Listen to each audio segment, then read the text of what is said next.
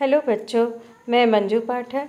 आज मैं आप लोगों को कारक प्रकरण के अंतर्गत अपादान कारक अर्थात पंचमी विभक्ति इसके कुछ विशेष प्रयोग बताऊंगी।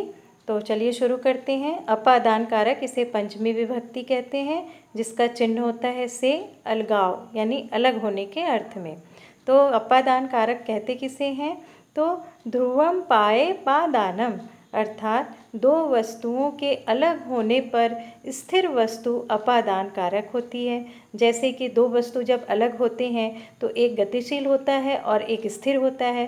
तो जो वस्तु स्थिर होता है वो अपादान कारक होता है। अब आगे पढ़ते हैं कि अपादान कारक अर्थात पंचमी विभक्ति का प्रयोग कहाँ कहाँ होता है। तो सामान्य इसका प्रयोग अपादाने पंचमी अर्थात अपादान कारक में पंचमी विभक्ति होती है। हमेशा अपादान कारक में पंचमी विभक्ति होती है। जैसे वृक्षात पत्राणि पतन्ति अर्थात वृक्ष से पत्ते गिरते हैं। तो यहाँ पे वृक्ष स्थिर है और इससे पत्ते जो हैं वृक्ष से अलग हो रहे हैं। तो स्थिर वस्तु यानी वृक्ष में पंचमी विभक्ति लगा है, यहाँ अपादान कारक है।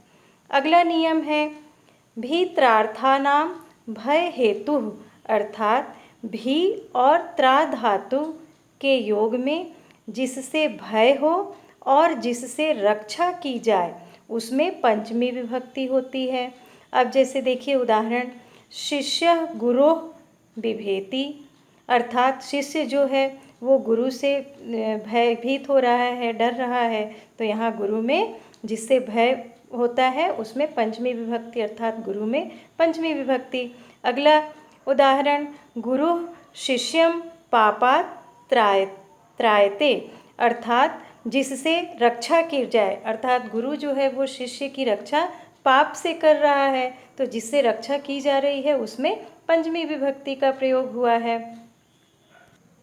अगला नियम है वारणार्थानां ईप्सितः अर्थात जिससे किसी व्यक्ति या वस्तु को दूर किया जाए उसमें पंचमी विभक्ति होती है।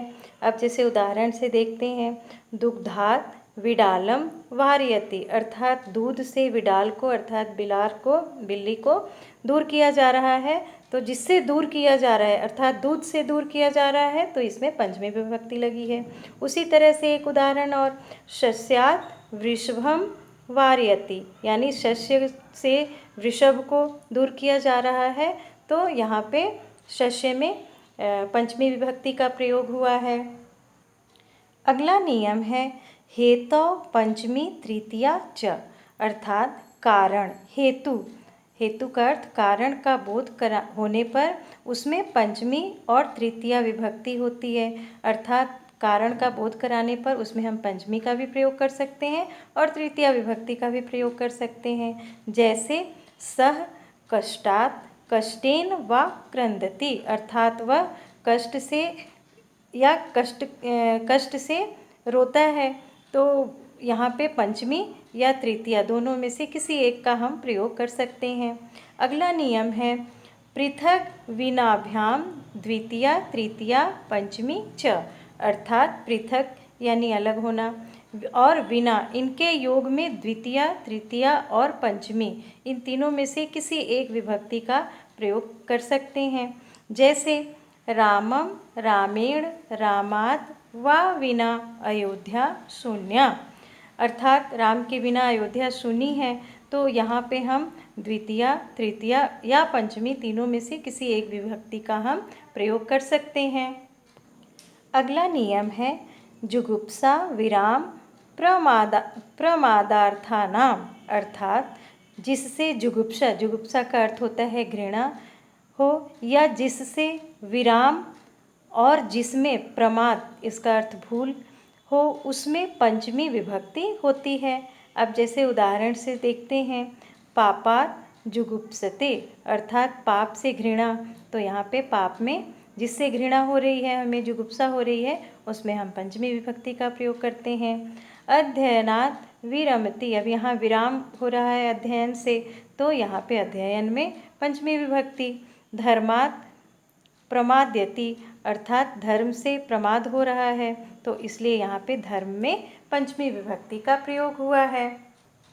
अगला नियम है ल्यप लोपे पंचमी, अर्थात ल्यप प्रत्ययान्त शब्द यदि वाक्य में छिपा हो, अर्थात ल्यप प्रत्यय, तो कर्म या अधिकरण कारक में पंचमी विभक्ति होती है।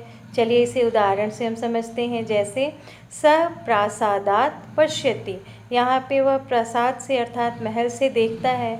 यहाँ पर ल्यप धातु यहाँ आरूह्य स, इसका अर्थ यहाँ है सह प्रासादम आरूह्य पश्यति, अर्थात वह महल पर आरूह्य होकर देखता है।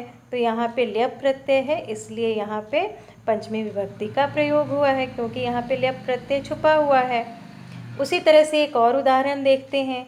आसनात् पश्यति मुनि, अर्थात आसन पर से मुनि जो है वो देखते हैं। तो यहाँ पर भी उपविष्य में ल्यप प्रत्यय छुपा हुआ है, तो इसलिए यहाँ आसन पर, इस आसन में पंचमी विभक्ति का प्रयोग हुआ है। अगला नियम है आख्यातोपयोगे पंचमी, अर्थात जिससे नियम पूर्वक विद्या सीखी जाती है उसमें पंचमी विभक्ति होती है।